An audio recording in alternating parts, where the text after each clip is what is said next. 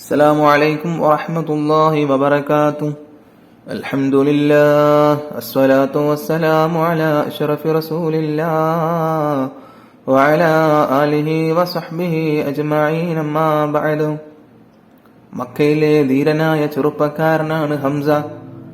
അബ്ദുൽ മുത്തലിബിന്റെ മകൻ അബൂ ത്വാലിബിന്റെയും അബ്ദുള്ളയുടെയും സഹോദരൻ. ഇടയ്ക്കിടെ നായാട്ടിന് പോകുമായിരുന്നു. ധീരനായ യോദ്ധാവും നായാട്ടുകാരനുമാണ് അദ്ദേഹം. ഒരു ദിവസം നായാട്ടിന് പോയി. വൈകുന്നേരം മടങ്ങി വരികയാണ്. വഴിയിൽ വെച്ചൊരു പരിചാരികയെ കണ്ടു. അവരുടെ മുഖം ദുഃഖം കൊണ്ട് വാടിയിരുന്നു. ഹംസ അവരുടെ മുഖത്തേക്ക് നോക്കി. എന്ത് പറ്റി എന്നർത്ഥത്തിൽ. പരിചാരിക ദുഃഖം കലർന്ന സ്വരത്തിൽ പറയുകയാണ്, താങ്കൾ ധീരനാണ്, യോദ്ധാവാണ്, പക്ഷേ പറഞ്ഞിട്ടെന്ത് കാര്യം? എന്താ കാര്യം? ഹംസ ചോദിച്ചു. താങ്കളുടെ സഹോദരപുത്രനില്ലേ മുഹമ്മദ്, അബൂജഹൽ ഇന്ന് എന്തൊക്കെയാണ് ചെയ്തു കൂട്ടിയത്? ഹംസ ഒന്ന് ഞെട്ടി.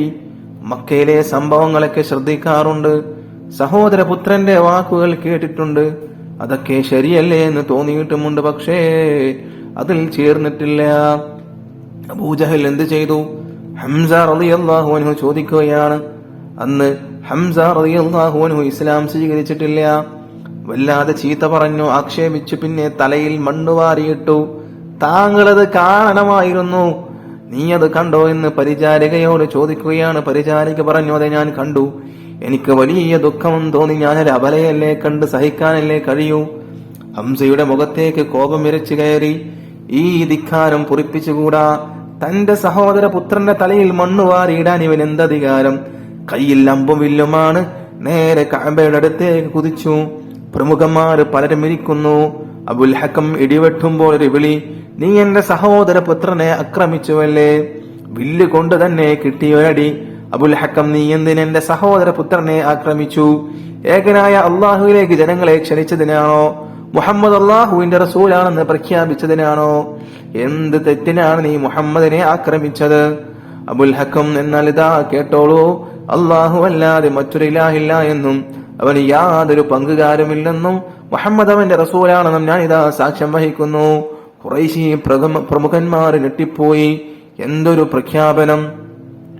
ഹംസയെ ആക്രമിക്കാൻ ചിലർ ചാടി എണീറ്റു. അബൂജഹൽ വരെ തടഞ്ഞു. അവരെ തടഞ്ഞിട്ട് പറയുകയാണ്, ഞാൻ ഹംസയുടെ സഹോദരനെ ആക്രമിച്ചത് ശരിയാണ്, അതിലുള്ള രോഷം കൊണ്ടാണ് എന്നെ അടിച്ചത്, സാരമില്ല, ഹംസയുടെ കോപം നടങ്ങട്ടെ. ഹംസയെ ആക്രമിച്ചാൽ അതൊരു ആഭ്യന്തര കലഹമായി മാറുമെന്ന് അബൂജഹലിന് അറിയാം. അങ്ങനെ സംഭവിച്ചാൽ അത് മുഹമ്മദിന് സഹായമാകും. അത് ഒഴിവാക്കാൻ വേണ്ടിയാണ് അങ്ങനെ ചെയ്തത്. സ്വല്ലല്ലാഹു അലൈഹി വസല്ലം. ഹംസ നേരെ പ്രവാചകന്റെ സമീപത്തെത്തി. താൻ ഇസ്ലാം മതം സ്വീകരിച്ച കാര്യം അറിയിച്ചു. ദാറുൽ അർഖമിൽ സന്തോഷം. ഹംസ റളിയല്ലാഹു അൻഹുവിന്റെ സ്നേഹിതനാണ് ഉമർ റളിയല്ലാഹു അൻഹു. ഉമർ റളിയല്ലാഹു അൻഹു നേരത്തെ ഇസ്ലാമിന്റെ ശത്രുവായിരുന്നു.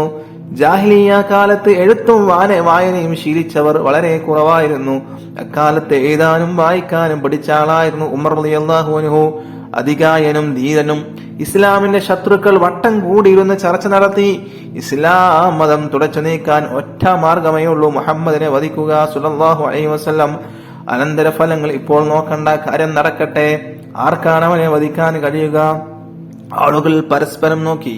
ആരും മുന്നോട്ട് വരുന്നില്ല. കരുത്തനായ ഉമറിന് സഹിക്കാനായില്ല. ചാടി എണീറ്റ് വിളിച്ചു പറഞ്ഞു, ഞാൻ മുഹമ്മദിനെ വധിക്കും. ഉമർ റളിയല്ലാഹു അൻഹു ഇസ്ലാം സ്വീകരിക്കുന്നതിന് മുന്നേയുള്ള കാര്യമാണിത്, ചരിത്രമാണിത്. ഊരിയ വാളുമായി അങ്ങനെ ഉടനെ പുറപ്പെട്ടു. വഴിയിൽ വെച്ച് സ്നേഹിതനെ കണ്ടുമുട്ടി നഈം ഇബ്നു അബ്ദില്ല. ഉമർ, താങ്കൾ എങ്ങോട്ടാണ്? നഈം ചോദിച്ചു. പുതിയ മതവുമായി വന്ന മുഹമ്മദിനെ വധിക്കാൻ പോവുകയാണ്. ധീരമായ മറുപടി.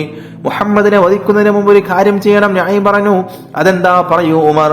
താങ്കളുടെ കുടുംബത്തെ ശരിയാക്കണം. കുടുംബത്തിൽ എന്താണ് കുഴപ്പം? താങ്കളുടെ സഹോദരി ഫാത്തിമയും ഭർത്താവ് സഈദും മുഹമ്മദിന്റെ മതം സ്വീകരിച്ചിരിക്കുന്നു സ്വല്ലല്ലാഹു അലൈഹി വസല്ലം. എങ്കിൽ അവരെ ആദ്യം കാണാമെന്ന് പറഞ്ഞുകൊണ്ട് ഉമർ ഇബ്നുൽ ഖത്താബ് റളിയല്ലാഹു അൻഹു അങ്ങനെ ഓടുകയാണ്. ഇസ്ലാം മതം സ്വീകരിക്കുന്നതിന് മുന്നെയാണ് ഈ സംഭവം. സഹോദരങ്ങളെ ശ്രദ്ധിക്കണം. ഇസ്ലാം മതം സ്വീകരിച്ചിട്ടാണ് ഇത് സംഭവിക്കുന്നത്, നിങ്ങൾ തെറ്റിദ്ധരിക്കരുത്. ഇസ്ലാം മതം സ്വീകരിക്കുന്നതിന് മുന്നെയാണ് ഈ സംഭവം നടക്കുന്നത്. അങ്ങനെ ഉമർ ഇബ്നുൽ ഖത്താബ് അങ്ങനെ ഓടുകയാണ് കുടുംബത്തിലേക്ക്. പെങ്ങളുടെ അരികിൽ